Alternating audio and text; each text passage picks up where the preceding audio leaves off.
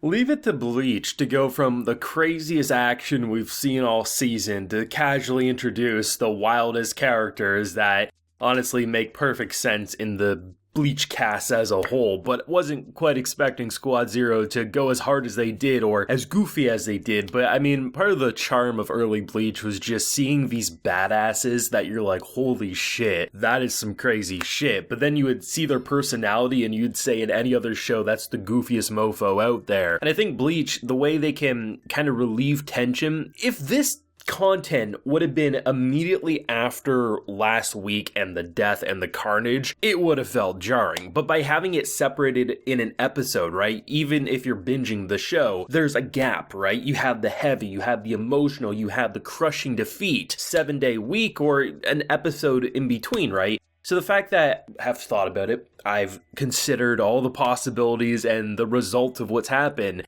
and then to relieve the tension in the way they just did with Squad Zero, all it has me saying is I need more, and this is the perfect episode to decompress, and for a slower episode, 20 minutes flew by just like that. Now, a full live reaction is available on the Patreon if you're interested, of course, but this episode, it impressed me, right? Because my assumption was it would be a slower episode. I just didn't see an immediate battle kicking off this episode. I didn't see anyone dying this episode. It felt like it would be the aftermath of everything we just witnessed, and to immediately kick into that, to see the bodies, to see them saying, leave the corpses, just grab the wounded, the people that we might be able to save, and to have, the mourning, because these are characters who are, you can't deny, they are strong, but it wasn't enough. It wasn't enough to stop the carnage, and the thought of, what if I would have been stronger? What if I would have done this differently? It's eating away at people, and for my boy, Yamamoto, to just not make it, and then to see the reflection of some of these characters, and to have just someone come in, and it's so harsh, but it's so true, right? We aren't here to mourn the death of Soul Society. We're not here to think about the destruction of Soul Society and what's happened, what we could have done differently.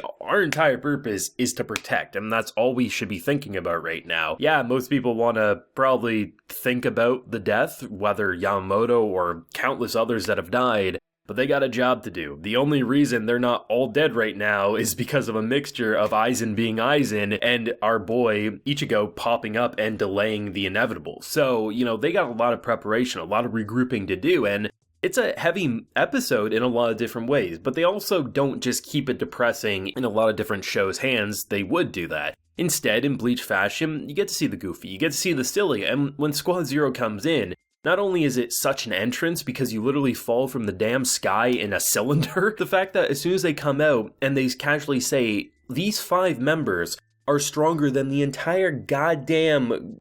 What? I'm just saying, you're saying those 5 people are stronger than the Gote 13. Like, how is that possible? And then you see their personality, and I'm just like, oh, if this isn't Bleach that I know and love, then what else is? I love the personalities and the character designs because they don't come across as those like ridiculous characters that you look at and you say, damn, they're not gonna hold their own in a fight. No, you can tell they could hold their own in a fight. They're constantly slapping fools upside the head. One dude has more hair gel in to make that whole scene work than probably anyone could buy in a lifetime. At first I thought it was Johnny Bravo in the cart there. And then immediately I was like, oh shit, it kind of looks like Frankie from One Piece with how the hair is working. But I love the fact that they all very much have an extreme personality. You have like a big mom role, you have the wild hair, you have this man with arms built like tree trunks, but you just immediately knew they meant business. And the fact that immediately gets thrown in their face, like, if you guys are so damn powerful while we were getting brutally killed, where the hell were you? And I'm sitting here like, damn, for sure, like for real, like, where are they? Where were they? Our job's to guard the royal palace. Your job is to guard this. You just didn't do your job right. And I'm like, oh shit, man, these characters got no chill.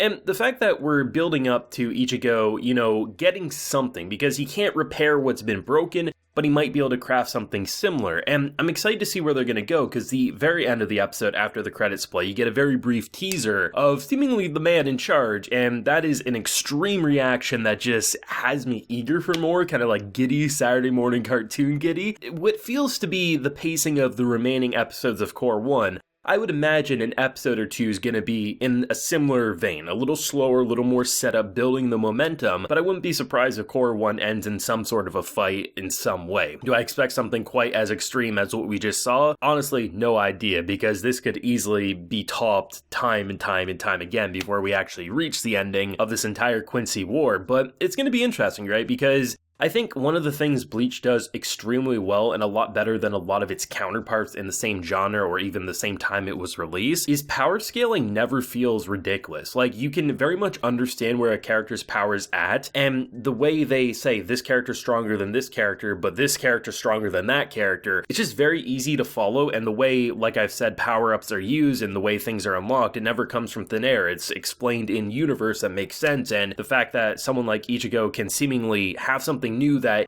he didn't have before but still lose, like, there's always consequences, there's always loss, and that's why the next time someone goes up against anyone, you don't know, like, even if they live, it doesn't mean they're going to win for sure. And I think that's what's really fun about an arc like this, is that I constantly just keep hearing people say, damn, like, they took something that was a page in the manga and turned it into a damn episode. And just the fact that the main thing that I heard about the final arc was that it felt rushed, that there was a lot of room for improvement, things could have been expanded, and just overall there was a lot more room for extra content. Based on just the passion I'm seeing from source readers, I read the Bleach manga up till this arc because I wanted to be able to go in fresh. I do plan on reading the final arc eventually once the anime's over, just to compare and just to see the differences, but to see just people who have waited a decade for Bleach to return, to see people who've been rereading the manga for years and just saying, damn, like, if only we could have improved the ending just in this little way. And the fact that we're 8 weeks into the new Bleach anime and I'm seeing more and more people say, this is better than I ever anticipated,